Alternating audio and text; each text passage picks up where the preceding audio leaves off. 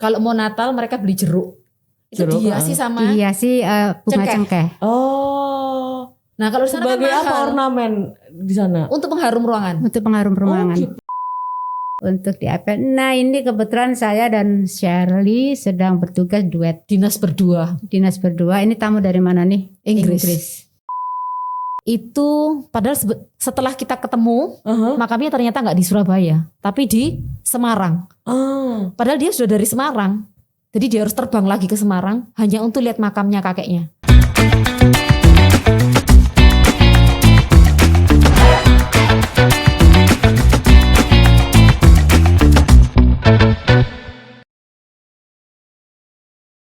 Hai Tribuners, kembali lagi di podcast Harian Surya dan Tribun Jatim Network. Cakap sana, cakap sini. Nah, kali ini Cindy itu kayaknya sendirian di sini, enggak? Di sini ada tamu spesial karena hari ini mau ngebahas tentang hal yang super menarik banget, yaitu traveling. Ngomongin tentang traveling, siapa yang nggak suka traveling, ya kan? Kalau ngomongin traveling untuk di episode kali ini adalah spesial untuk di kota Surabaya. Nah, untuk itu Cindy udah ngebawa ada kedatangan tamu dari expertnya nih. Itu selamat datang untuk Mbak Yoni Astuti dan Mbak Shirley Setiawati. Selamat datang di podcast Cakap Sana Cakap Sini. Mbak Yoni dan Mbak Shirley ya manggilnya ya. Ya. Itu adalah perwakilan dari Himpunan Prawisata Indonesia DPC Surabaya, betul ya Mbak ya? Betul. Ngomongin tentang wisata di Surabaya lebih spesifiknya. Gitu. Kalau ngomongin tentang Surabaya, apa sih yang dari city tour itu yang biasanya rutenya Mbak Shirley sama Mbak Yoni untuk para wisatawan ya, itu tuh kemana aja sih kalau ngomongin di Surabaya itu? Siri dulu. Nah, nih segmennya tamunya mana dulu nih? Kalau kami bisa bawa asing ataupun domestik atau lokal lah ya. Oh gitu. Karena pasarnya pasti beda. Special interestnya pasti beda. Jadi kalau misalnya kalau asing, tempat yang kami tuju, yang disukai tamu, itu malah yang gak disukai sama orang Indonesia sendiri. Misalnya pasar. Oh. Betul. Jadi kalau orang kita sendiri ke pasar, aduh kotor, becek, gak nyaman. Sudah biasa juga kan di sini juga. Karena kita sudah biasa dengan hal-hal seperti itu. Dan kebanyakan pasar di Indonesia ini adalah pasar yang jadi satu, all in one, pasar basah dan pasar kering. Walaupun ada di beberapa tempat sih yang pasarnya udah modern ya, dibuat kering. Tapi kalau kita bawa tamu asing ke pasar seperti itu, gak jadi menarik. Karena apa? Tamu asing itu akan mencari sesuatu yang mereka nggak punya. Mereka sudah sering berkeliling dunia, pasar-pasar di seluruh Asia mereka sudah pernah. Tapi pasti ada yang beda kalau mereka ke Indonesia. Bahkan di Indonesia sendiri mereka sudah keliling Indonesia, itu pun ada yang beda. Tiap daerahnya ada beda-beda pasti sendiri. Pasti ada beda-beda. Oke. Nah kalau yang di Surabaya yang biasanya, kalau berarti untuk wisatawan asing, itu dibawanya kemana nih sama mbak-mbak ini? Pasar Babean. Pasar Pabean. Oh, Pasar Pabean yang di Pabean ya itu Jalan dia Pabean. Dekat Kampung Arab itu. Dekat Kampung Arab. Ampel itu. Kenapa dipilihnya Pasar Pabean? Karena Pasar Pabean itu kan banyak hal yang bisa dilihat seperti Shirley tadi bilang all in one. Jadi yang spesial adalah ada bawang berambang, grosir bawang, ngupasin itu, kemudian ada buah sayur, kemudian ada ikan kering maupun ikan yang basah yang baru ditangkap dari laut. Oke. Nah, kalau yang ke Pasar Pabean itu apakah saat itu tuh dibawanya ke Pasar Pabean aja atau seperti apa rutenya itu? Nah, tergantung nih ya, Sir ya. Tergantung itinerary tamu dulu. Betul. Jadi sebelum biasa tamu yang kita bawa itu mereka ada itinerary namanya, jadwal tour gitu. Jadwal tour. Kita minta ke mereka. Kadang jadwal yang kita punya dengan yang mereka punya itu tidak ada sedikit sama. berbeda. Kadang tidak sama. Jadi kita harus menyamakan dulu agar tidak terjadi miscommunication di akhir tour. Karena kalau sifatnya ada miskomunikasi di situ, itu berakibat bisa fatal juga. Karena namanya itu cancellation fee atau refund, dana yang diminta kembali karena tidak sesuai dengan program tersebut. Itu ada. Jadi kita harus kesepakatan di depan nih. Nah, kalau misalnya ada tamu yang aku nggak mau kesini. Oke, ini dikompensasinya kan kemana? Dan itu harus ada di depan. Kadang kita bikinnya juga tertulis untuk menghindari hal-hal yang di belakang nggak enak tadi itu. Kata orang Jawa menghindari selegenji. Karena akhirnya UUD ujung-ujungnya duit gitu kan. Nah, jadi untuk menghindari biar kita sama-sama enak nih, agent enak, kita enak, tamu juga enak, nyaman jalannya. Kita bikin kesepakatan. Rutemu itu ini. Misalnya city tour mereka biasanya itu dari Tugu Pahlawan. Tugu Pahlawan itu biasa ada yang masuk ke museum, ada yang tidak. Jadi lewat di depan Tugu Pahlawan, tapi biasanya saya masuk hanya di pekarangan Tugu Pahlawan, di halaman upacara itu. Kita nggak masuk ke museum. Itu kita lihat tamunya dulu. Kalau tamunya Belanda, kadang mereka nggak bisa menerima apa yang ada di dalam museum. Oh iya. Jadi ada masalah emosi di situ ya. Jadi kita menghindari itu. Kita harus pintar-pintar baca situasi dan wajahnya tamu nih nyaman nggak? Kalau di situ nyaman, kita bawa terus biasa kita ke House of Sampurna. Waktu itu masih buka. Tahu kan House of Sampurna? Udah pernah. Pernah ke sana? Terkenal banget kan ya. Dan di situ memang bagus sekali. Iya betul. Dan ke Sampurna itu kita nggak hanya ke Sampurnanya aja, kita bisa jalan ke kampungnya. Di sebelahnya itu kan ada kampung kecil. Nah itu saya juga belum pernah, padahal Surabaya.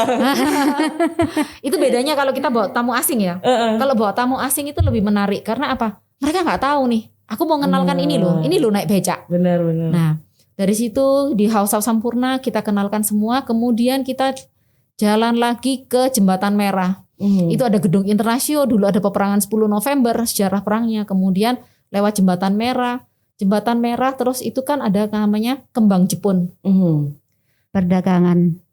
Pada masa Belanda adalah jalur perdagangan. Pada masa Jepang itu jadi jalurnya prostitusi. Makanya namanya Kembang Jepun. Jepun Kembangnya itu wanita, Jepunnya itu dari kata Jepang. Jadi wanitanya orang Jepang. Jadi tempat prostitusi. Dari situ itu nanti di sebelah kiri jalan itu ada Bank Mandiri, Museum Bank Mandiri. Itu juga bagus. Kemudian terus lagi ke Jalan Dukuh.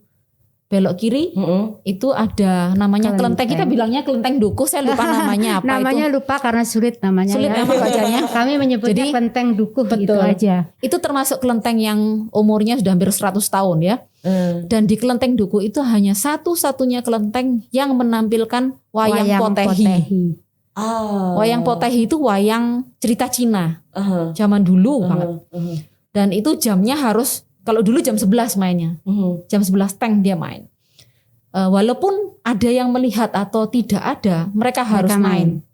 Itu sudah tradisinya. Karena mereka percaya bahwa dewa itu akan datang jam 11 untuk melihat itu karena sudah ada.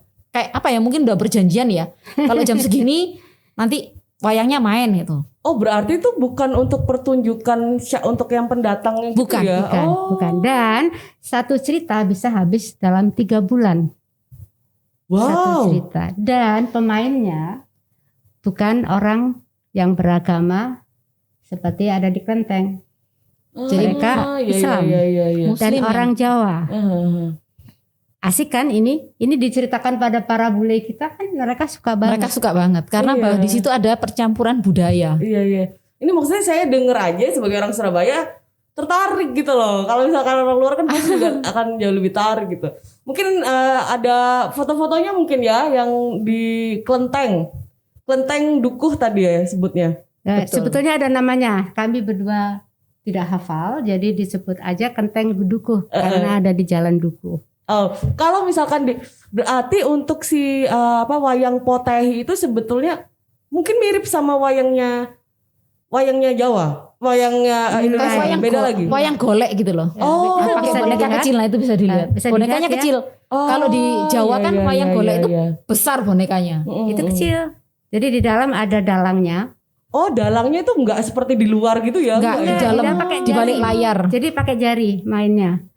Oke. Jadi kebetulan grup kami berdua datang dan ada wayang itu, jadi bisa nonton.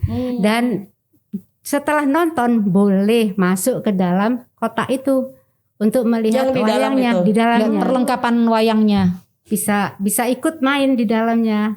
Dan mereka welcome banget ya, share ya.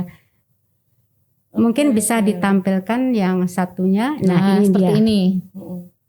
Perlengkapan. Nah, bisa dilihat kan ada bapak dua itu. Iya. Itu mereka orang Indonesia, orang Jawa, dan di dalam box itu ada wayangnya. Oh. Kamu boleh megang, boleh main, tidak masalah.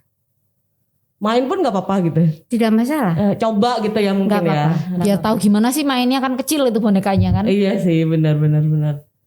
Kemudian setelah dari sini, dari kelenteng ini.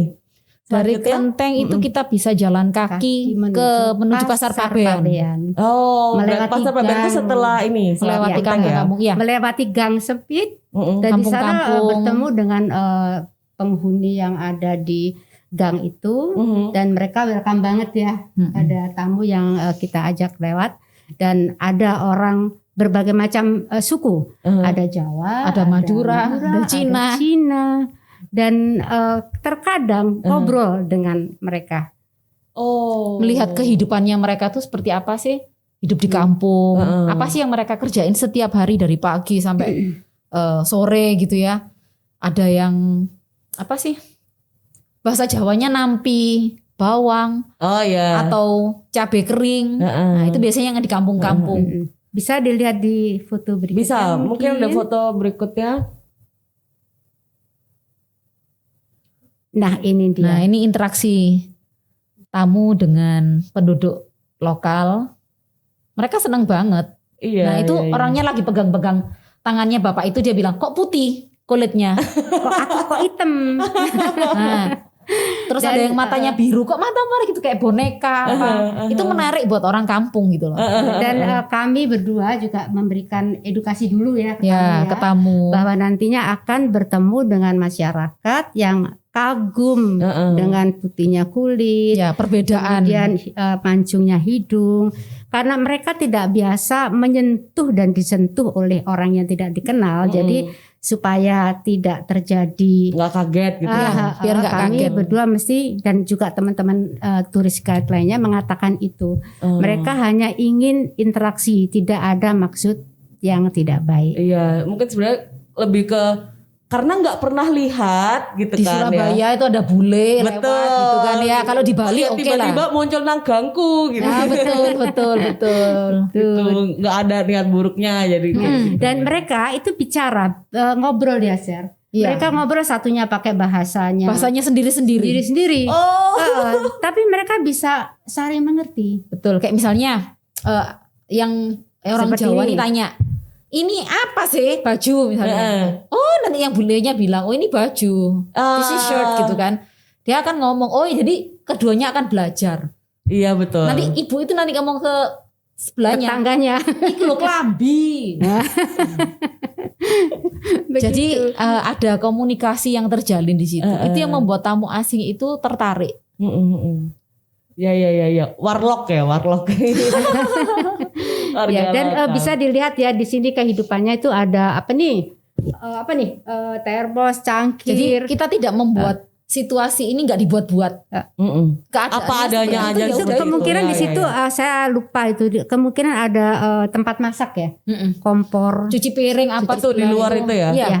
Kadang ada sumur yang masih kayak dipompa itu loh. Oh ya. Yang pakai apa? Yang besi. ginian Iya. itu. Jadi ini para pendatang yang tinggal di Surabaya dan kemungkinan mereka berjualan di pasar Pabean. daerah pasar Pabean. Kemungkinannya seperti itu. Oke, ini jalan kemudian untuk sampai ke pasar Pabean gitu. Iya. Nah, kemudian yang untuk yang di pasar Pabean itu berarti ini kan ngomongin pasar tradisional. Ada beberapa dari kita juga yang kalau ngomongin pasar itu bau. Ya kotor, kan, jijik. Iya kan ada kadang kok bau gitu kadang. Kalau misalkan dari tamunya sendiri dari wisatawannya sendiri itu gimana nih responnya ketika diajak ke pasar itu tadi? Senang banget. Senang banget. Pertama kita juga aduh kok ke pasar sih programnya. Tapi setelah kita ngomong ke tamunya apa adanya, mereka kan welcome banget. Mereka suka. Karena apa? Oh, ternyata jualan itu seperti ini loh. Barang yang mereka punya, terutama kayak apa sih? Kapulaga, jahe, kunyit, itu kan semua dari rempah-rempahnya. rempah-rempah Karena Jawa. mereka kan tidak mungkin tidak pernah melihat yang segitu banyaknya gitu kan. Terus mereka tuh juga terkagum-kagum melihat kayu manis. Kalau di sana kayu manis bentuknya sudah bubuk sudah kecil-kecil segini. Nah di sini dia bisa lihat segini panjangnya. Dan itu satu truk datang. Itu mereka seneng banget karena mereka kalau bikin kue itu kan ada kayu manis. Terus kalau Natalan pasti dikasihin bikin kue kayu manis. Nah di sana harganya mahal banget. Di sini harganya murah banget. Nah kadang mereka juga beli di pasar Pabean. Iya. Aku mau beli kayu manis ya. Aku mau beli cengkeh. Kalau cengkeh juga mereka bunganya ya Syar ya. Bunga yang dikeringkan. Yang apa itu loh? Kalau mau Natal mereka beli jeruk. Itu dihiasi sama bunga cengkeh. Nah kalau di sana sebagai kan apa ornamen di sana? Untuk pengharum ruangan. Untuk pengharum ruangan. Oh gitu. Iya. Nah ini nih dia nih. Bawang ini juga menarik mereka. Bawang berambang dan bisa dibayangkan ya Syar, tamu-tamu kita waktu itu wahing. Bersin. Wahing bahasa Indonesianya apa? Bersin. Saking baunya, saking tajamnya ya. Iya, bawang kan tajam kan memang. Tajam banget. Dan mengambil foto ibu-ibu ini nggak masalah. Dan kami berdua sudah mengatakan bahwa kebanyakan yang menjadi penjualnya adalah orang dari etnis Madura. Dan mereka sangat cantik. Kadang terkerudung, baju, sarung nggak matching ya. Tapi bagi tamu dan bagi kami berdua itu menarik. Sangat cantik. Lihatlah, cantik sekali. Jadi kita nggak ada apa-apanya. Mereka. Karena memang budaya atau kebiasaannya memang seperti itu gitu kan. Betul. juga gitu. Oke, kemudian setelah di Pabean, mungkin bisa dilihat yang foto satunya bisa memperlihatkan situasi. Satunya lagi Mas sebelum ini ada, nah ini dia tuh di bawah ada kulit bawang putih berserak dan ada kipas angin. Gunanya apa tuh? Tamu biasanya tanya, buat apa itu kipas angin? Tapi aku juga nggak tahu loh Mbak. Nah, apa itu gunanya? Gunanya silakan. Angin itu daun bawang merah itu kalau kering atau bawang putih, itu kan mereka harus dibersihkan. Oke. Kalau enggak itu nanti timbangannya jadi lebih berat. Beratnya karena apa? Kulit yang nanti akan terbuang. Nah, jadi kipas angin itu juga bantu kan, nggak mungkin kalau segitu banyak ditiupi itu kan nggak mungkin. Iya. Jadi pakai kipas angin itu juga daerahnya itu kan panas sekali. Jadi multifungsi. Ya, multifungsi. Dan untuk membersihkan bawang segitu tuh kan nggak cukup 1 jam. 1 karung itu kan. Jadi panas sekali, dia cuman duduk aja sambil bersihin kulit daun yang kering-kering itu. Setelah dari kering, nanti baru ditaruh di pajangan itu, yang tempat untuk itu, atau yang dimasukkan di karung yang berbeda untuk dijual kembali, atau ada pesanan, atau akan dikupas yang dijual tanpa kulit, yang untuk biasa dipakai untuk bawang goreng. Nah, ada seperti itu. Dan dari gambar ibu ini bisa dilihat sarungnya ya, sarung khas Madura, dan kebayanya guide itu akan menceritakan ini sarung Madura dibuat di Pulau Madura dan Madura itu adalah bla bla bla bla bla bla, dengan harapan bahwa mereka tertarik pula untuk mendatangi Pulau Madura. Jadi kami di dalam setiap kesempatan selalu mempromosikan budaya. Apa sih yang ada di Indonesia itu? Ya. Jadi bahkan ke pasar pun bukan cuma pasarnya doang ya. Ini ada kain Madura juga. Betul. Yang Kenapa warnanya berbeda? Karena dari Sabang sampai Merauke kita semua punya kerajinan tenun, kerajinan batik, semua warnanya berbeda. Coraknya berbeda, simbolnya berbeda. Itu kita bisa buat bahan untuk cerita ke tamu. Jadi banyak hal yang bisa diceritakan meskipun hanya di pasar. Bener, nggak cuma satu elemen aja gitu, ada banyak sekali. Oke, mungkin bisa dilanjutkan. Kalau ini Madura nih, ya. Sherry bisa cerita nih, kapan ikan yang basah datang nih? Oh iya, saya tunjukkan dulu yang foto ini ya. Ibu itu aja sudah tutup hidungnya. Ya, ikan asin padahal kita enak banget ya. Iya makanya itu. Kalau di luar negeri ikan asin ini nggak boleh dimakan. Ya bau kan. Kemudian ada terasi. Iya. Kalau orang kita nggak ngerti, kita masak di luar negeri bisa polisi yang datang karena itu mengganggu tetangga yang nggak pernah makan pakai terasi ikan asin. Apalagi kalau pas digoreng. Karena baunya. Karena pas digoreng terus aromanya kemana-mana. Betul. Dan itu memang kejadian. Kita pernah bawa tamu dari Belanda ya. Dia bilang dia beli terasi di toko kalau di sana ada toko yang namanya toko tuh yang punya orang Cina. Dia jual semua perlengkapan punyanya orang Asia untuk masak ya. Dia masak itu, polisi berapa menit dari dia masak polisi itu datang. Karena tetangganya terganggu dengan bau terasi tadi. Jadi udah sehari-hari ya Nah, pada saat kita bawa ke sini dia kaget, ternyata banyak banget terasi itu di kontainer-kontainer kecil itu. Dari timba yang kecil sampai timba yang kayak bak besar itu kan ada di situ semua. Nah, kalau saya bawa turnya ke Pasar Pabean, saya menghindari tur di atas jam 11. Kenapa? Karena pasar itu akan kedatangan ikan fresh. Memang ikan fresh itu menarik untuk tamu asing ya. Menarik sekali untuk datang, kemudian lihat namanya ikan pari, ikan terbang besar, itu besarnya dari yang kecil segini ada sampai yang besarnya segini. Besar. Itu menarik. Kalau di sini itu ikan itu kan dibikin ikan asap. Oh iya. Kalau orang pernah dengar ikan P. Ikan P. Iwak P itu namanya ikan pari itu. Ekornya kan pasti dibuang karena nggak dipakai. Nah, itu kalau datang itu nggak pakai tempat yang kecil tapi pakai drum air yang besar. Nah, sedangkan jalan di situ tuh kan kecil-kecil. Kalau kita bawa tamu, jalannya juga nggak mulus. Tackle-tackle di lantai itu banyak yang pecah dan banyak yang ada airnya. Nah, kalau kita bawa tamu, mereka kan nggak biasa dengan suasana yang kayak gitu. Jadi kita juga harus jaga perasaannya tamu. Kalau pas ikan itu datang kita harus minggir kemana nih? Drumnya ada segitu besarnya. Dan itu kalau datang nggak 1-2 orang, bisa puluhan orang itu masuk. Terus kita keluar ke daerah yang ikan asin ini juga kesulitan karena truk besar itu sudah di depan pasar semua. Jadi tak jelasin lagi, yang tadi bawang itu di depan. Nah, ikan itu masuk dari pintu ini, dari belakang. Nah, di sini ada jalan. Nah, itu tempatnya truk yang membawa ikan dari pelabuhan. Kalau pernah dengar namanya Jalan Panggung. Ya, itu tempat parkirnya truk-truknya ikan. Oke. Nah, itu sampai malam. Jadi jam 11 sampai malam ya. Makanya kemungkinan ikan restoran-restoran yang seafood kemungkinan belinya di sana ya. Betul. Saya selalu bilangnya never sleep market. Karena bisa dilihat orangnya sampai tidur di situ. Dari jam berapa dia harus di situ. Nah itu. Nah, kalau gini apa nggak menimbulkan pertanyaan juga dari tamunya, dari tamu-tamunya gitu. Kok nggak tidur di situ gitu? Saya selalu bilang itu never sleep market. Jadi dia tidurnya di sini. Atau mereka kadang gantian sama keluarganya. Karena orang Madura itu sistem kerjanya kan kekeluargaan. Jadi kalau saya jam segini sampai jam segini saya di pasar. Nanti yang jam berikutnya kamu ya. Kalau dia nggak sempat pulang dia akan tidur di situ.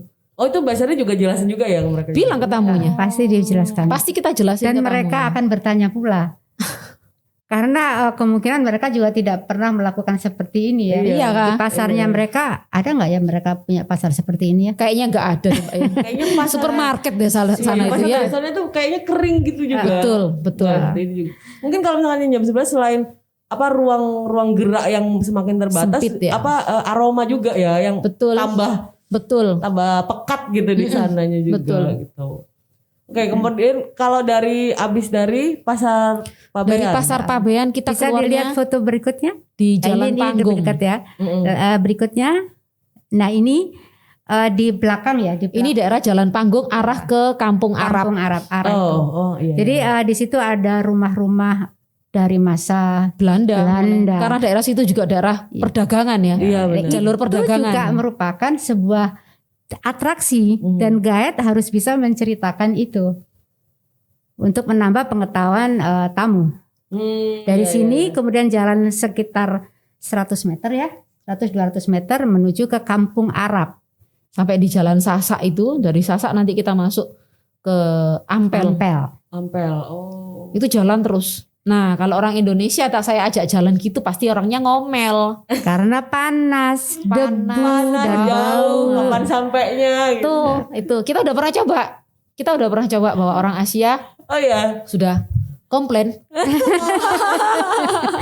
Komplain karena ya itu tadi panas. Jadi special interestnya memang beda. Special interestnya beda. Makanya jadi, tadi Mbak Shirley tanya ke ini maksudnya pasarnya mana dulu nih?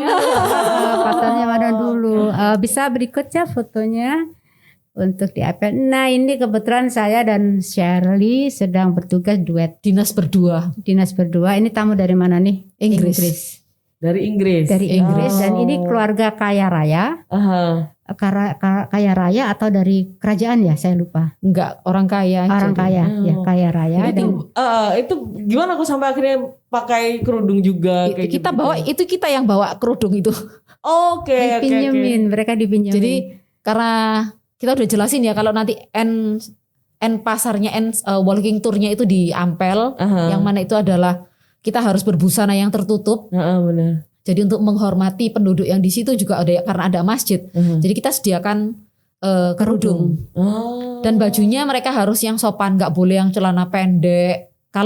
Yang baju merah itu sebenarnya itu pakai baju you can see. Oh, gini kutungan ya? Ya. Jadi itu pakai selimut, kain pantai diikatkan gini. Kemudian kita kasih kerudung biar lebih sopan, makanya dia kan miring. Kalau ke depan itu kan kelihatan nanti ikatannya di depan. Benar. Oke, dan itu pun mereka ketika dikasih gitu juga pasti bertanya-tanya gitu kan. Kenapa harus memakai pakaian yang tertutup di sini? Mereka kebetulan tamu-tamu yang kita bawa mereka sudah tahu. Kalau kita Indonesia ini kan terkenal dengan negara Islam walaupun bukan negara Islam ya. Betul. Jadi mereka akan respect banget. Kalau nanti kamu ke sana nggak boleh pakai baju kayak gini loh ya, harusnya bajunya kayak gini. Aku nggak bawa nih karena bajuku semuanya pendek-pendek. Ya nggak apa-apa, nanti kita lewatnya lewat luar atau lewat mana.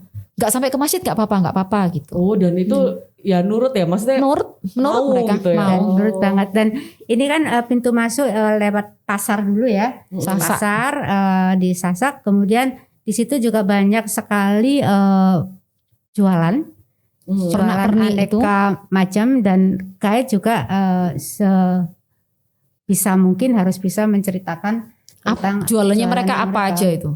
Itu kan kampung Arab ini yang sepanjang jalan di Ampel ini kan jualannya semua yang produk Arab loh. Iya, bukan betul. Produk Indonesia loh ya. Iya. Itu menarik juga buat mereka. Di sela-sela ini juga ada orang jualan dawet, rujak cingur yang masih disunggi, rujak gobet. Itu kita bisa jadi cerita di situ. Biasanya kalau saya sama Mbak Yoni itu, kita kalau Indonesia itu kalau makan sendiri itu kan enggak sopan. Saru kalau kita ada tamu. Jadi kita beli makanan, Mbak Yoni beli khasnya Arab atau saya beli khasnya Indonesia gitu ya. Tamunya disuruh ngicipin. Jadi biar mereka tahu. Atau buah di dekatnya masjid, setelah keluar dari masjid itu ada jualan sawo. Kebanyakan tamu Eropa tuh nggak tahu sawo itu apa. Iya betul. Ya juga ya, bahasa Inggrisnya apa sawo itu? Ya kan? Jadi temennya kiwi. Oh iya. Luarnya aja ya sama. Luarnya aja yang sama. Dan ada satu grup dari sebuah negara di Eropa. Tour leadernya itu sangat suka dengan parfum yang ada di Ampel, dan bisa dibayangkan ya Sher, baunya seperti apa, nyengat banget. Tapi memang itu katanya itu tidak ada alkoholnya. Dan untuk bibit orang, asli. Untuk orang Islam kan memang kita sebaiknya atau tidak boleh memakai parfum yang ada alkohol. Dan mereka memberikan edukasi kepada tamunya, ayo ke sana harus beli semuanya. Ya udah, jadi sepanjang itu mereka bergerilya mencari aroma yang disukai. Jadi biasanya itu kayu cendana. Belanja itu bisa setengah jam sendiri. Jadi disitulah kita bisa membantu orang lokal untuk mendapatkan pendapatan dari tamu. Gitu. Nah setelah itu dari pasar ini menuju ke masjid. Nah ini di masjid. Nah ini tamu dari Filipina. Mereka juga tidak membawa ini kerudung, saya membawakannya. Dan karena mereka non muslim, jadi di Ampel tidak diperbolehkan masuk ke dalam masjid. Tetapi untuk di luar saja tidak masalah. Begitu. Nah, bagi yang tamu, misalnya bukan tamu kita ya, tamu luar, hanya informasi saja kepada Tribuners bahwa bila tidak memakai kerudung bisa pinjam di pos. Disediakan. Kemudian untuk laki-laki yang pakai celana pendek bisa pinjam sarung di situ. Nah, atraksi sarung juga luar biasa ya. Kadang Apa itu atraksi? Jadi kan kebanyakan orang bule itu nggak pernah pakai sarung ya. Iya. Nah, pada saat kita bawa grup kebanyakan waktu itu kapal pesiar ya Mbak. kapal pesiar, mereka kan Laki banyak yang semua. pakai celana pendek. Pakai celana pendek, otomatis kita harus memakaikan sarung ke mereka. Yang lucu tuh mereka bisa saling membetulkan sendiri-sendiri gitu. Jadi berpasang-pasangan betulkan sarungnya sendiri-sendiri gitu. Jadi Tapi bisa dia. bisa. Kalau nggak bisa itu ada yang bertugas di pos penyewaan itu yang membetulkan. Oh. Betulin gimana? Ini udah bisa nggak? Kadang kan ada yang oke, nanti dibawa jalan melorot gitu kan. Iya benar. Nah, itu dibetulin lagi di situ.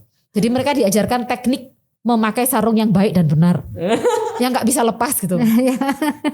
Yang nggak bisa lepas. Dan ujung-ujungnya mereka juga akan ingin membeli ya. Biasanya akhirnya beli sarung, dapat lagi kan Karena pemasukan. kapan lagi, di mana lagi? Gitu. Betul. Betul. Belinya. Nah setelah melihat tempat di masjid dan sekitarnya, baru keluar dan dijemput oleh bis. Oh, Jadi iya. tadi bis atau mobil itu akan menurunkan tamu di Jalan Dukuh di Kelenteng, kemudian menunggu di Ampel. Jadi itu karena sepanjang jalan, sepanjang rute itu tadi jalan, Betul. sampai akhirnya di Ampel itu tadi. Iya betul. Karena nggak ada tempat parkir di. Susah kan itu jalur Iya, padat. betul, Buat mobil kecil aja susah, apalagi bis. Nah untungnya sih di bis itu kan kita ada parkiran di Pegirian itu ya. Di Jalan Pegirian memang sentra parkir untuk Ampel. Susahnya kita sih memang menghindari jadwal haul. Kalau sudah haulnya Sunan Ampel nggak bisa jalan, kendaraan juga susah parkir. Kita menghindari. Jadi kalau kita mau ada kunjungan ke sana, kita tanya nih sama kita bilangnya lurahnya Ampel. Nah, Pak jadwal ini tanggal ini bisa nggak Pak? Oh kosong nggak apa-apa ya. Kita ke sana. Kita menghindari haul. Empuk itu tadi Iya, Mbak ya. sama Jumatan. Oh benar ya. Jumatan itu jam 10:30 itu sudah full. Oh, iya benar. 10:30. Jadi kita menghindari. Kalau mau Tidak pas hari bisa Jumat, masuk. ya kita pagi-pagi ke sana. Pagi-pagi. Atau setelah Jumatan jam 2-an gitu. Baru bisa agak lengang. Tamu bisa jalan enak. Cuman kalau bawa asing itu kan mereka jadwalnya itu perginya mesti biasanya jam 8 pagi dari hotel. Jam 3 jam 4 harus sudah kembali ke hotel. Mereka nggak mau lebih dari jam itu. Oke. Karena mereka dia bilangnya kita tuh nggak bisa loh mememori semua di otak kita. Jadi kita harus merefresh, kita harus membatasi jalan kita. Terus harus balik ke hotel, kita harus menenangkan diri, harus istirahat. Besok Besok ada kita akan jalan pelajaran lagi. Beda ya kalau Beda sama orang banget. Asiana. Mumpung lah kita kesini. Itu dah. Nah ini kalau bedanya kalau kami membawa turis asing dan Nusantara, kalau asing tamunya istirahat, guide-nya juga istirahat. Dan itu sebelum jam, ya kalau misalnya sampai di luar kota ya, pokoknya begitu masuk hotel kita langsung udah istirahat. sama-sama istirahat. Tapi kalau Indonesia kan tidak. Taruh Saya barang bisa di bertugas hotel, 24 kita jam. pergi lagi kemana gitu kan. Kalau tamu Iya Indonesia benar. masih mau belanja ke sini loh, kita mau makan ke sini loh, kita mau foto-foto di sini. Kalau bule enggak? Oh iya. Mumpungnya itu. Iya, mumpungnya itu. Mumpung di sini, mumpung di sini. Betul, Tadi ada yang betul. ketinggalan waktu di pasar itu kan banyak bumbu, ada banyak hal lah yang di sana yang masa sih kita cuman itu loh yang jual kan yang ini. Masa lihat aja, Nggak aku beli dapat apa-apa. apa. Nah, Itu gimana tuh kalau kayak gitu? nah, monggo silakan. Ya biasanya saya beli empon-empon 2.000, cuman 2.000 aja loh. Nah, kenapa saya beli empon-empon 2.000? Karena kalau di pasar yang segitu padat atau kita bawa tamu lebih dari 5, kita nggak mungkin jelasin satu-satu rempah-rempah ini ke mereka, nggak mungkin. Benar. Jadi saya bawa rempah-rempah itu ke mobil atau ke bis, saya jelaskan di dalam bis. Jadi kayaknya gini, kalau kita bayar untuk sesuatu kita harus dapatkan sesuatu. Saya mau tamu saya itu kalau kamu ke pasar kamu dapat ilmu. Iya benar. Cuma ini jual empon-empon udah gitu. Jadi nggak cuman oh ya ini cuman tadi loh ada Iya. jual bawang jual ini enggak, gitu. saya nggak mau. Iya. Jadi Kamu seperti harus dapat sesuatu. apa tuh di TK ya? Iya. Di TK atau di kelas 1 kelas 2 gitu. Jadi dibawakan Satu-satu tak Ini, suruh bauin kunyit baunya itu seperti biar satu ini. bis itu mereka harus bau. Nah, Atau kita beli kembang untuk ke makam. Kembang itu loh, kembang yang Pas pokoknya aku beli kembang itu 2.000. Jadi kembang 2.000, menceritakan 2.000. itu juga. Itu nanti kita buat cerita dalam bis. Dan tadi empon tadi juga menceritakan bahwa kita punya herbal. Ini bisa jadi herbal, nggak cuma ini, masakan. Ini buat ini. Ceritanya jadi panjang di bis. Jadi bisa banyak hal yang bisa diceritakan dari sebuah benda. Tapi kayaknya kalau kayak gitu ya Mbak, kayaknya masuk akal ketika mereka bilang, aku nggak bisa nerima informasi sebanyak itu. Betul. Karena detail gitu. Betul. Bagi mereka yang sama, dari yang nggak pernah sama sekali melihat atau merasakan, dapat segitu banyak, nggak bisa nyerap otaknya. Iya benar. Kadang saya pernah ya dapat tamu, dia waktu itu dia honeymooners. Honeymooners tahu sendiri kan, mereka inginnya kan berdua-dua ya. Dan itu memang betul-betul dibatasi kak. Sebelum lunch harus sudah selesai. Ya tapi kan kamu programnya sampai sebentar sore aja, nggak apa-apa. Ya biarin. Pokoknya aku sebelum lunch saya mau lunch di hotel karena saya mau berdua dengan itu ada memang pasangan. Ada yang seperti itu. Kalau gitu ya udah ya nggak apa-apa. Udah nggak apa-apa. Ya udah tinggal kami laporkan saja pada travel agent bahwa tamunya modelnya seperti ini. Ya udah kamu istirahat aja. Itu Enak, gunanya kan? kita minta datanya program turnya tamu. Biar tidak ada miskomunikasi. Nah kalau misalnya Mbak Yoni nih tamunya seperti itu terus dia memaksakan diri harus tur sampai jam 4. Komplain, betul. Uangnya minta refund namanya. Pusing dia lagi. Jadinya dua-duanya nggak enak kan jatuhnya. Betul. Semua harus bisa dibicarakan. Semua harus win-win solution ya. Semua senang. Kalau dari tadi Mbak Yoni itu, kalau Mbak Yoni dan Mas Charlie ada nggak tamu yang interesting banget sampai apa ya? Selalu keinget itu lah, ada pengalaman kayak gitu nggak dari Mbak Yoni sama Mbak Charlie?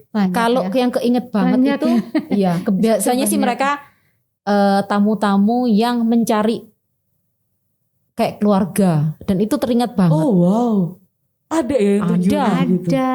Ini Banyak sebuah contoh ya. Tamu Belanda khususnya kan kakek neneknya ada di pernah Indonesia. di sini. Kemudian mereka pulang ke Belanda pada saat meninggal di kremasi. Abu jenazah ini harus dimakamkan di Indonesia, di Surabaya misalnya gitu. Dimakamkan masih enak kan di makam. Ini enggak, sebarkan, ditaburkan di rumah dia tinggal. Dia dulu tinggal. Saya pernah sekali di Malang. Ternyata rumah itu sudah menjadi les-lesan bahasa Inggris. Waduh. Bagaimana saya bisa masuk? Saya ngobrol. Oh ini pernah tinggal di sini. Kepengen lihat-lihat. Itu yang petugasnya itu saya ajakin ngobrol. Nah si ibunya tadi pergilah ke belakang, nabur ya bu jenazah di belakang. Nah ini di Malang. Kemudian di Surabaya saya juga pernah. Rumahnya itu udah kosong. Kemudian ada orang yang tinggal di situ, yang tapi di teras. Dia jualan gorengan. Nah, kami ngobrol juga, bisa masuk nggak? Nggak bisa karena kuncinya nggak ada. Rumahnya sudah banyak yang rontok gitu. Nah, akhirnya apa? Saya ajakin ngobrol dan dia bisa buang abu jenazah di nyuri-nyuri berarti ya, nyuri-nyuri. Karena kalau ngomong sesungguhnya takut kan orang. Bener. Yang tinggal di situ pasti akan kirap-kirap. Dan itu kan nggak terbiasa di kita, gitu. Di budaya kita juga kan nggak ada kayak begitu. Betul. Juga. Kalau yang cari keluarga tadi kayak gimana Mbak Char? Dia cari keluarganya yang di sini, di Magelang, di Malang. Wow, jadi tujuannya bukan pure buat liburan ya, untuk mencari keluarga. Kalau di Surabaya sampai ke makam ya kita ya. Kita pernah bawa bawa tamu itu dia cari makam kakeknya. Itu padahal setelah kita ketemu makamnya ternyata nggak di Surabaya, tapi di Semarang. Padahal dia sudah dari Semarang. Jadi dia harus terbang lagi ke Semarang hanya untuk lihat makamnya kakeknya. Ya ampun. Nah, kalau di Surabaya itu waktu itu saya ajak dia cari di makam Erveld, makam Belanda Erveld. Pernah ke sana? Belum. Di Kembang Kuning itu ada makam Kristen ya. Belum. Kayaknya nggak bisa masuk deh Mbak. Bisa masuk. Jadi di dalam makam Kembang Kuning itu ada makam yang dipertahankan dan dibiayai 100% oleh pihak Belanda. Iya, itu saya pernah lewat-lewat aja, tapi kayaknya kan gerbangnya itu tutup. Ada tulisannya Erveld. Itu bagus banget.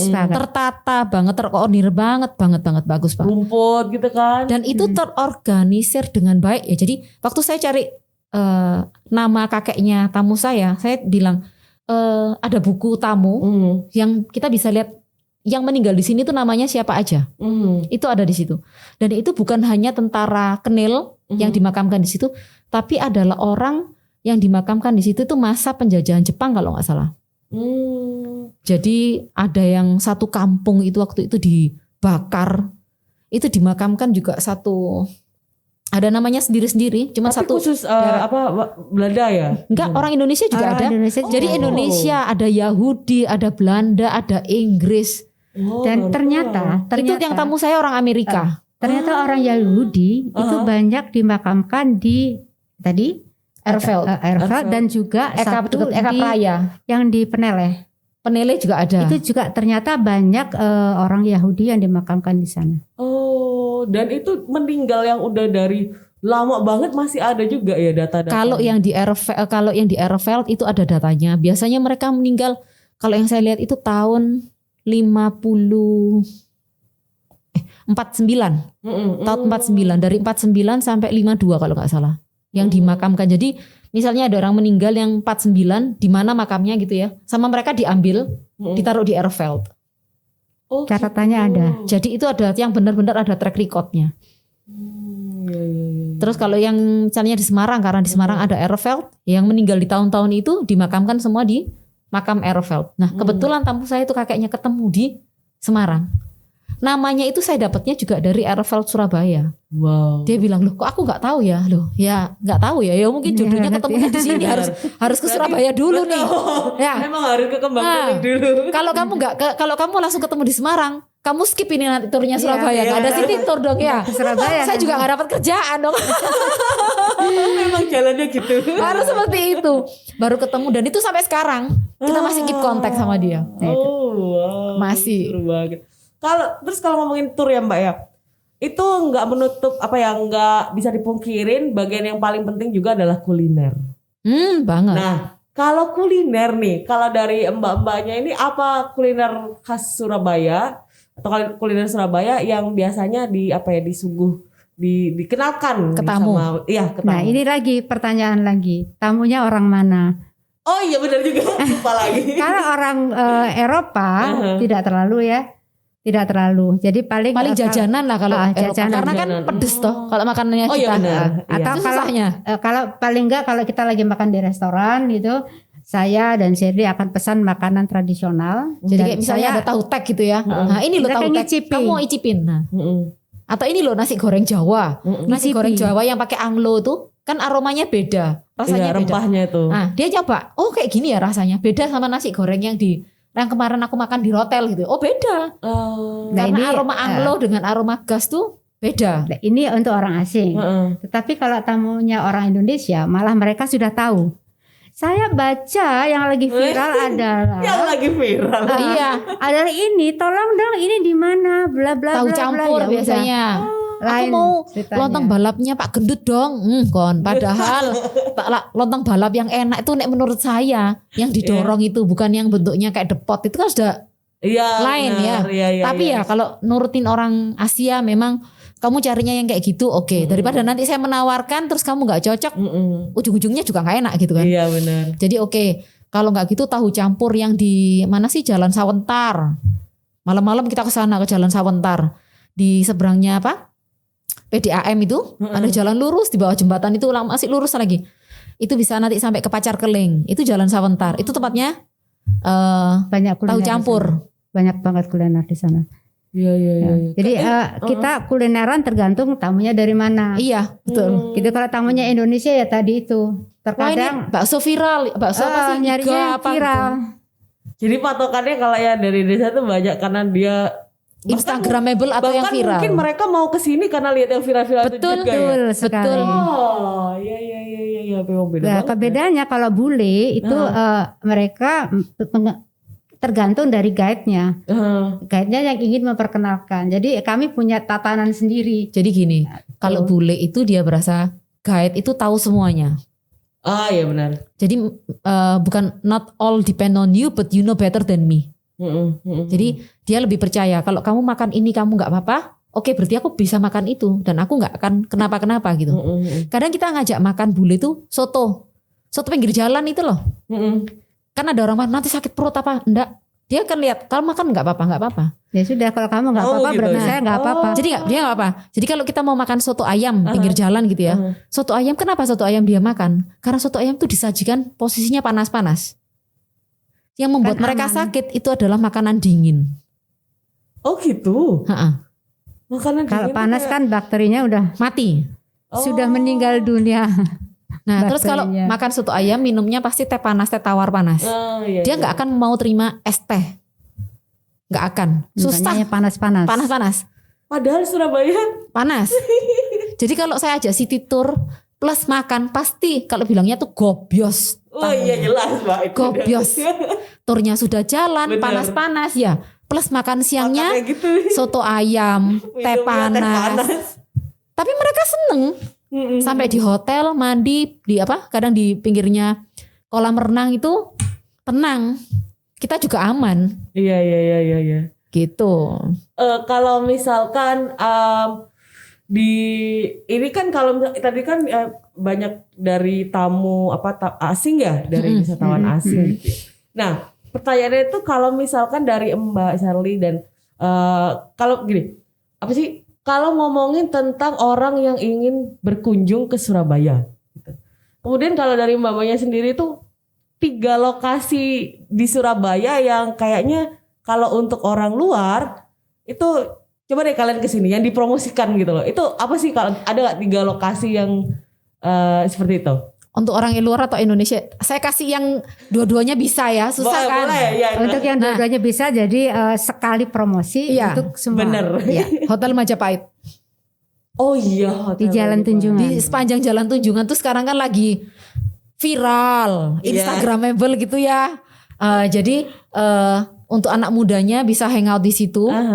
Kalau awal-awalnya Hotel Tunjungan itu memang kita jualnya sejarah. Tetapi dengan berjalannya waktu, banyak anak-anak muda itu yang belajar fotografi di sepanjang jalan sepanjang itu Jalan dengan Tunjungan. background gedung-gedung tua. Kemudian sekarang malah banyak yang makanan-makanan tuh yang jual di pinggir-pinggir.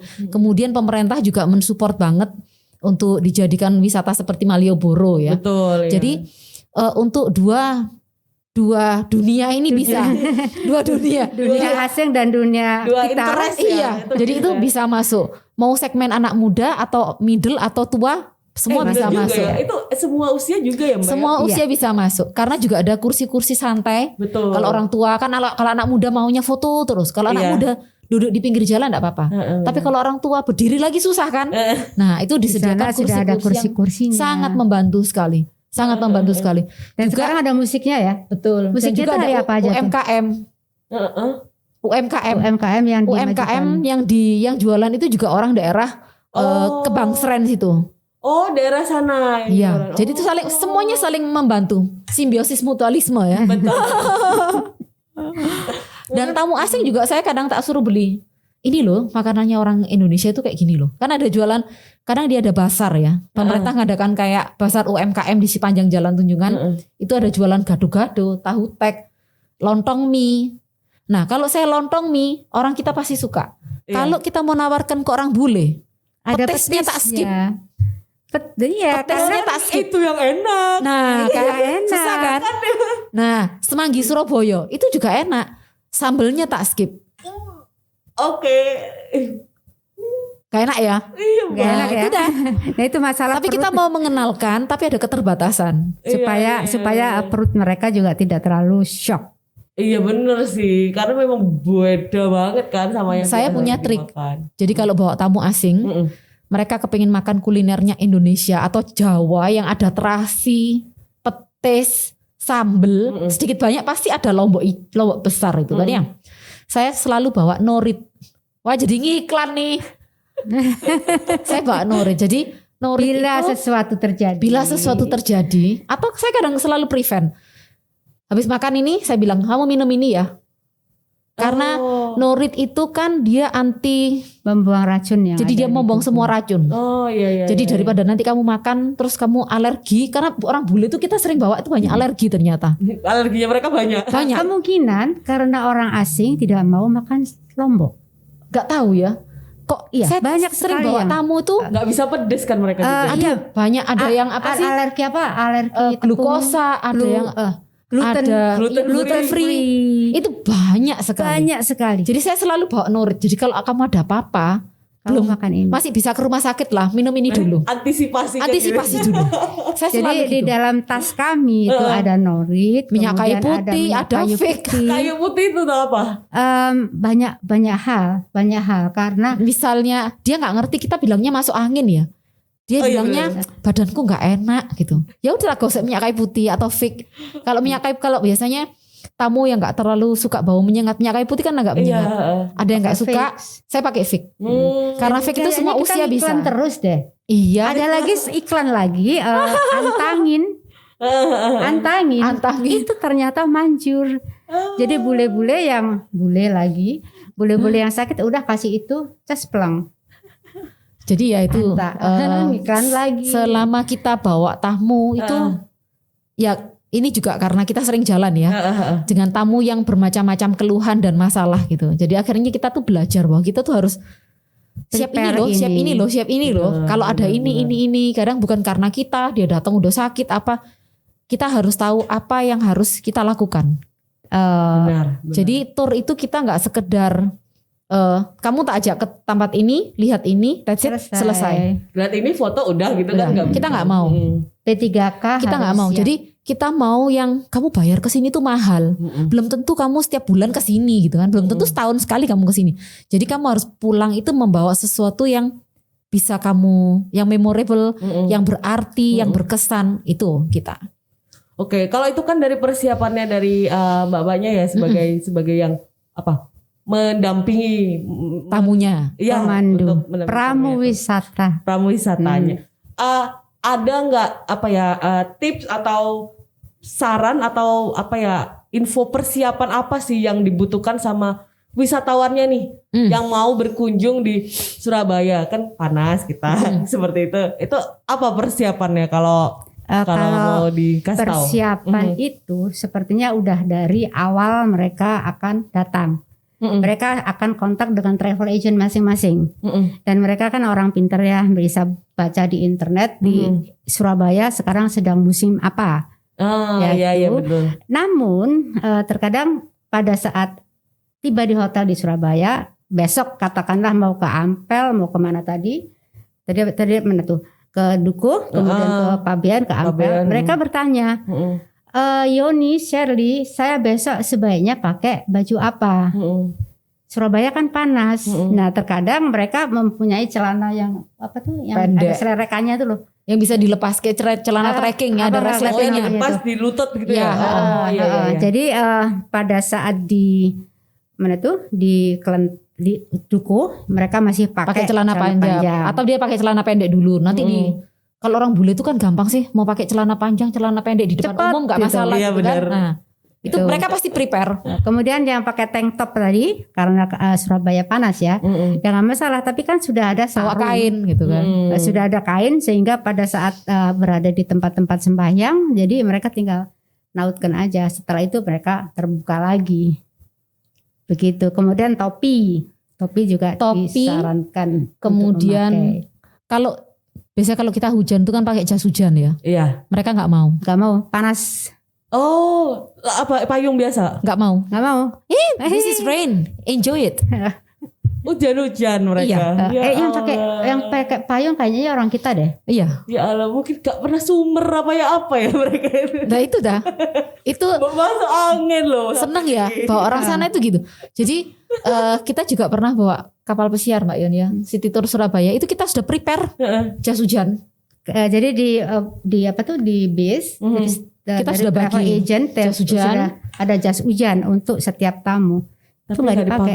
Nggak dipakai. Dia bilang ini this is gift. Oke, ini juga salah satu perbedaan juga ya. Kita meneduh. Nah itu dah. Jadi kalau orang Indonesia bingung jajannya mana nih kok nggak disiapin sih gini. Mereka betul. nggak, justru malah disiapin. This is gift, so you must enjoy it. Nah kalau kayak gitu, Mbak Yoni sama Mbak Sherly pakai jas hujan nggak? Kita pakai. Aku bilang sama tamunya terus terang, aku bilang. Karena kalau kami nggak pakai, ini kan ada tas. Iya Tasnya benar. peralatannya ada kertas-kertas, dan File-file apa kan travel. kita mesti bawa. Dan mereka tuh paham banget gitu. Kalau ini basah kuyup, bagaimana Lalu nasibnya? mereka ya udah yang kamu lakuin, aku lakuin gitu. Ya, Mungkin betul. prinsipnya juga. Oke. Mbak ini ada pertanyaan terakhir ya. Oke. Untuk menutup sesi ini yang seru sekali. Kalau ada saran ataupun ada masukan tentang apa sih pariwisata di Surabaya? Kalau dari Mbak Sherly sama Mbak Yoni sendiri tuh apa? Seperti apa? Kembali lagi, ini untuk asing atau untuk Indonesia?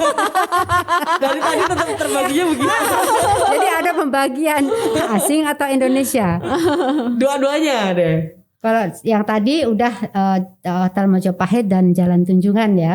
Kemudian sekarang lagi Surabaya ya. Surabaya. Sebetulnya sudah dilakukan oleh Wali Kota Surabaya yang lalu, diteruskan oleh Wali Kota Surabaya yang sekarang, dan disupport pula oleh Menteri Pariwisata bahwa UKM, kemudian desa wisata itu dimunculkan.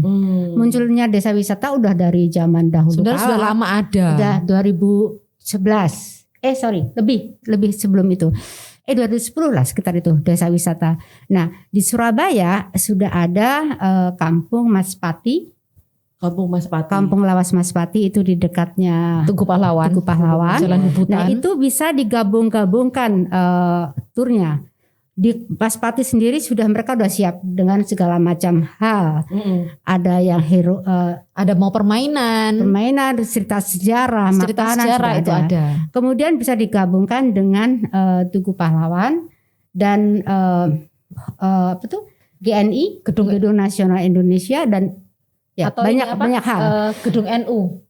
Gedung NU juga. Nah, ada juga Host Cokroaminoto ya. Kemudian ada yang Lawang Seketeng. Betul. Lawang Seketeng ada masjid yang luar biasa karena dari kayu ya. Dari kayu. Nah, itu juga dimunculkan. Lawang Seketeng itu akan bersinggungan dengan Host Cokroaminoto, kemudian dengan makam Belanda yang di belakangnya itu Penele, dan bisa tur ke desa, bukan desa, ke kampung, ganggangnya, dan ternyata banyak sekali rumah yang dari zaman Belanda dulu. Dan khusus di Lawang Seketeng ternyata 60% lebih penduduknya orang Madura. Nah, kan urban. Jadi ada mixed culture lagi di sana. Nah ini kalau dimunculkan indah banget. Kemudian sekarang ada Kampung Cina. Kampung Kapasan. Kampung Cina? Ya itu Kampung Kapasan. Jadi itu dulu tempatnya, kalau pernah lihat Kung Fu Hustle. Kampung Kung Fu Hustle itu kan kampung tersendiri yang orangnya dulunya itu adalah Jawara. Iya. Di masanya. Kapasan pun sama. Dulu kampung itu adalah pada saat kita perang dengan Belanda dan Jepang. Mereka itu adalah kampung Jawaranya Surabaya. Jadi mereka pinter kungfu, pinter silat, segala macam pinter. Tapi karena mereka tidak menurunkan ke anak cucunya, mereka bilang perangnya sudah selesai, sudah. Takutnya disalahgunakan ilmunya. Oh iya benar. Itu bagus banget. Mereka jadi sekarang ke wisata kuliner. Kalau malam boleh coba situ, makanannya enak-enak. Kemudian yang di Kampung Cina, yang barusan wisata Kampung Cina kan ada di Kampung Han itu. Bukan yang barusan barusan di launching apa itu. Jadi di Surabaya itu sebenarnya mix culture. Ya, karena banyak sekali etnis di Indonesia datang. Jadi mau lihat Cina ada, mau lihat Arab ada, kemudian Jawa, Madura mix di kampung-kampung itu bisa. Padahal namanya Kampung Arab. Kampung Cina. Benar juga ya. Padahal isinya nggak cuma itu aja. Cuman Arab, isinya juga campur kan. Iya benar. Campur awur. Jadi banyak hal sih sebetulnya yang bisa dieksplor dari Surabaya. Kemudian satu lagi Surabaya terkenal sebagai kota pahlawan. Nah itu juga ada turnya sendiri. Dimulai Sejarahnya dari ya. apa tuh yang di depannya Gerahadi? Patung Gubernur Suryo. Joko Dolok. Ada Gubernur Suryo. Joko Dolok itu kan representasi dari Kertanegara. Kemudian disambungkan dengan zaman Majapahit.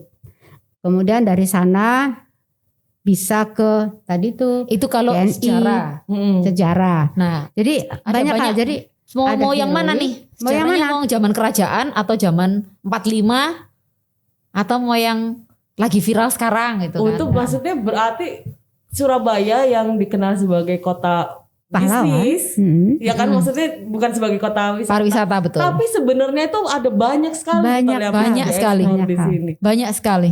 Wow, ada Tribuners nih yang belum pernah kayak apa sih Surabaya cuma gitu-gitu doang adanya begitu. Enggak, ini salah nih ya baru kita dengar itu, bahkan aku sendiri sebagai orang Surabaya juga aku nggak pernah gitu. Pengen juga ke sana gitu. Ada ya kayak gini ya. Ada ya kayak begitu. Nah, ini Tribuners harus coba nih. Terutama yang orang Surabaya sendiri ya. Kita tuh harus mengenal kota kita sendiri sebelum orang lain mengenal kota kita. Biar kita tuh nggak malu. Kamu tinggal di Surabaya kok nggak tahu ini sih? Kamu tinggal kok nggak tahu sih? Nah, itu kita harus tahu. Entah itu kulinernya, entah itu gedung-gedung bersejarahnya, entah itu bagaimana tatanan kotanya. Kita harus tahu. Betul. Ada sungai yang membagi, itu pun ada fungsinya. Wow ya. Jadi semuanya nggak terbentuk yang seperti itu. Oh ada jegrek, enggak. Semua itu tuh ada prosesnya dan ada fungsinya. Ada artinya sendiri-sendiri. Betul. Juga. Ini kalau Tribuners nih, saya mau tanya yang orang Surabaya sendiri nih ya khususnya. Tahu nggak sih kalau kenapa sih Surabaya itu nggak gampang banjir kayak Jakarta gitu? Nah, ini dia. apa jawabannya? Ya, jadi Belanda itu mendesain Surabaya itu dengan banyaknya kanal-kanal atau sungai-sungai. Dan sungai-sungai itu kita nggak lihat. Misalnya di daerah Embong Malang. Embong Malang itu jalannya besar. Itu bawahnya sungai. Tingginya sesaya, nih lebih tinggi dari saya. Gorong-gorongnya. Masa? Nah. Betul. Oh alah. Sampai ke Dugdoro itu. Makanya kita nggak gampang banjir yang sampai ke seperti Jakarta. Kita tinggal buka pintu airnya, itu langsung los semuanya. Kemudian ada Bosem. Bosem yang di dekat Perak. Itu nggak sekedar penampungan air, selesai. Enggak. Kenapa? Karena kita untuk menjaga ya. Kita punya beberapa. Jadi sudah dari zaman dahulu itu kita sudah prevent untuk tidak mencemari laut. Karena Surabaya ini langsung batasnya laut ya. Bosem itu nanti sampahnya akan stuck di situ. Kemudian airnya surut. Sampahnya akan diambil dikeruk pakai bego itu. Pakai eskavator.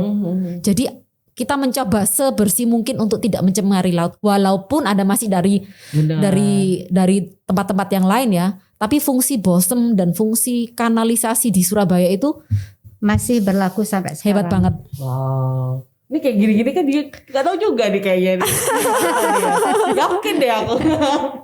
Baik Tribuners, ini kita udah seru banget ngomongin tentang kota kita tercinta Surabaya. Makasih juga Mbak Yoni sama Mbak Shirley. Sama-sama. Semua super duper interesting banget cerita-ceritanya yang kita banyak yang gak tahu juga. Dan Tribuners kita akan kembali tetap sama Mbak Yoni sama Mbak Shirley di episode kedua. Tetap di Cakap Sana Cakap Sini. Terima kasih.